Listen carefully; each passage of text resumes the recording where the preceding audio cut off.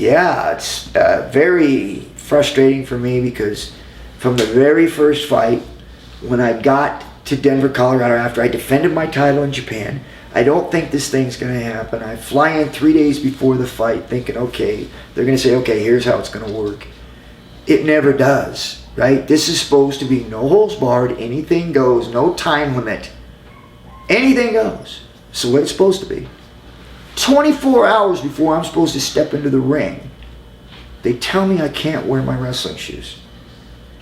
Now, anybody that fights in the ring or understands what that means is like being on ice. You have no footing. I fought with it my whole career in Japan, wrestling shoes. 24 hours before, they're telling me I can't wear them.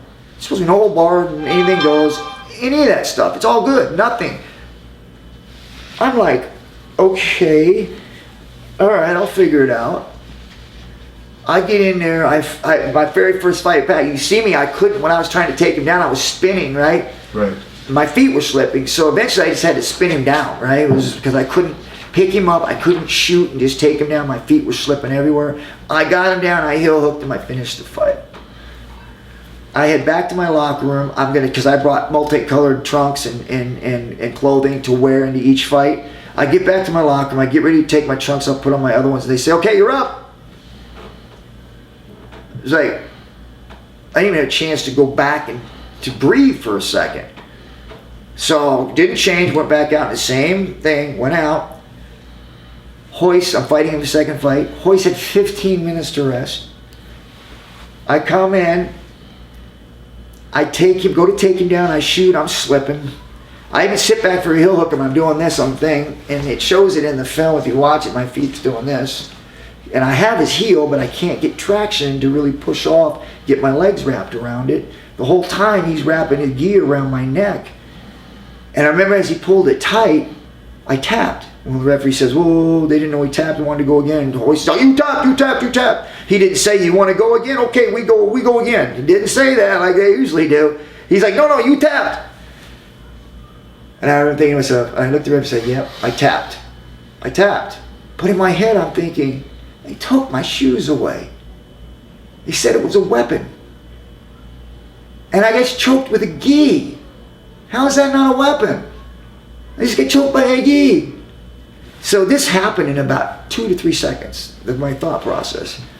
I remember to myself, I said, that's never going to happen again. I'll never get submitted again. And if you follow my career, I never did get submitted again. I lost by punches and technical knockout, but never lost with a submission. Second time I fight him. I mean, there's heat building up. I mean, everybody wants this thing to happen again. We go to fight again. I train for a 3-hour fight.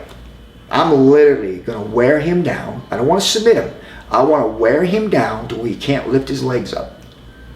I want to beat him into oblivion, and then I want to submit him. To smash all this talk about they're the best conditioned athlete, the submissions are the best in the world, and they're the best fighters in the world. I'm going to smash that. So I train for a 3-hour fight. I get to the fight. Pull me in a room. Sit me down. And they tell me, we got a time limit. It's the first time they've ever put a time limit into a fight. I was like, what? So yeah, we're going to have a time limit because the station wants to block off time. They want to have a certain set thing, which is probably true. I thought to myself, wow, I just trained for a 3-hour. I can't change my method. I mean, I've got to stay with what I'm doing. And I was like, okay, seems like I'm always dealing with something. I go in, I fight him. And if you watch the fight unfold, they literally carried him out after 36 minutes, right? Well, there's a 30-minute time limit they put in. I agree to the 30-minute time, no problem. The fight starts, I get to where I want, I'm sitting in his wheelhouse, I'm pounding his body, I'm pounding his head, I'm still staying on my game plan. I'm going to beat him down to where he can't lift his legs up.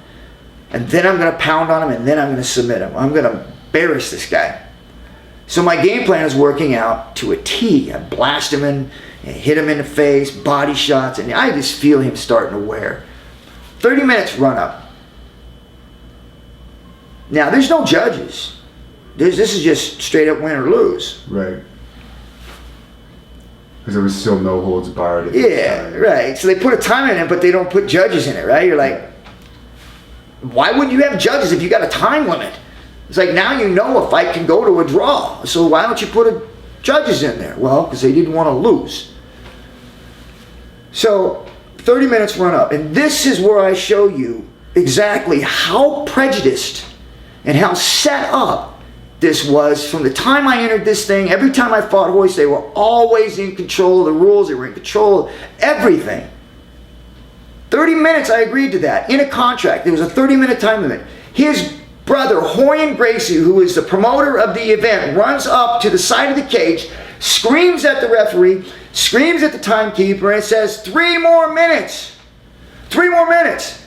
I'm like, are they not watching this fight? I'm beating his ass. They want 3 more minutes? So I was like, yeah, 3 more minutes, let's do it. So they do 3 more minutes. I hit him with the right hand. Boom, blow his eye up. I start beating on him. Literally, things are starting to roll out for me. He can't stop me. I'm hitting his body, hitting his head. Time runs out. I'm like, you know? And so I get up, and he's barely just... His brother William runs up and goes, 3 more minutes. Now listen to me, people. I want you to understand this. It was a 30-minute time limit. It's a contract we agreed upon. And they're able to change the time. Even though it worked out to my benefit, they're able to change the time limit because he runs out from the audience and tells everybody that's working there he wants 3 more minutes. So they grant him another 3 minutes. So now we're going to go 36 minutes. And I beat the tar out of him some more.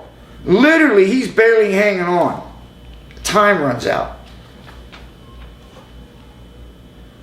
I don't hear anybody screaming for 3 more minutes.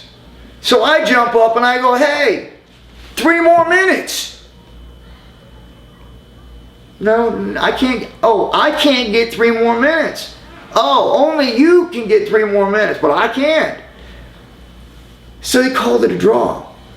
Now, that's fine. Whatever.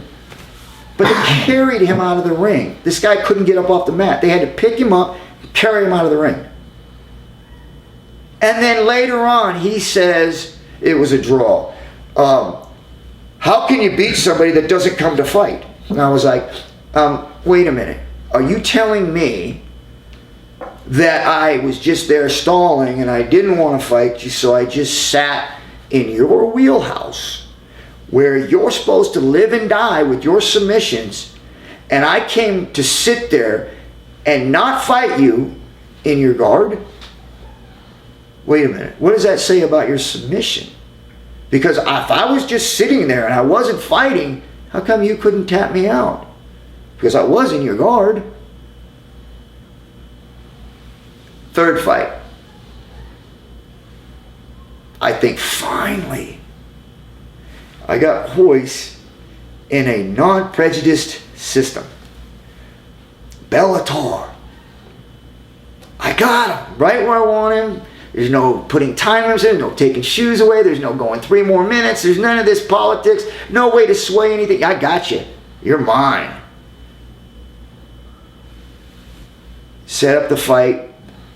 The idea was to cut him off, don't throw anything, press him, make him throw all his wild stuff because he's going to be afraid, he's going to be scared, he's going to be nervous, and just block, cut him off, keep pressure on him without throwing anything. Make him close the distance, and when he does, then we will unload on him and knock him out.